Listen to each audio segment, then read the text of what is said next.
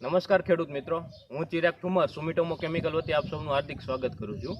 આજે આપણે ઊભા છીએ હળવદ પાસે ઘનશ્યામપુર ગામમાં કે જે આપણે 12 દિવસ પહેલાં એક ખેડૂત મિત્રને ત્યાં આપણે સ્વાધીન અને વિદ્યુતનો ડેમો કરેલો હતો। તો આપણે ખેડૂતનો અભિપ્રાય લઈએ કે એને શું પરિણામ લાગ્યું છે। પહેલાં તમારું નામ જણાવજો। મારું નામ પરમાર નરોત્તમભાઈ હરજીભાઈ, મારું ગામ ઘનશ્યામપુર। તમારો મોબાઈલ નંબર? મારો મોબાઈલ નંબર 8147788499।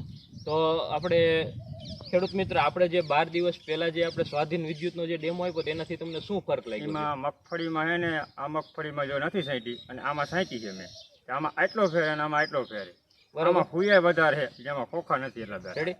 તો ખેડૂત મિત્રો, આ જે તમે જોઈ શકો છો કે આપણે આમાં જે સ્વાધીન વિદ્યુત જે બે આવેલું છે, રેડી, તો એમાં તમારે આપણે ખોખાની સંખ્યાથી લઈને ફૂયાની સંખ્યા, રેડી, એ વસ્તુ તો તમે જોઈ જ શકો છો। હારે હારે જે કલર અને જે ઘેરાવો છે આ મગફળીનો એ પણ તમે જોઈ શકો છો। પહેલા મારે પીળી જતી આ મગફળી, આ સાંટી નથી, પછી કલરમાં સારી આવી ગઈ, કલરમાં તમારે સારી આવેલી છે।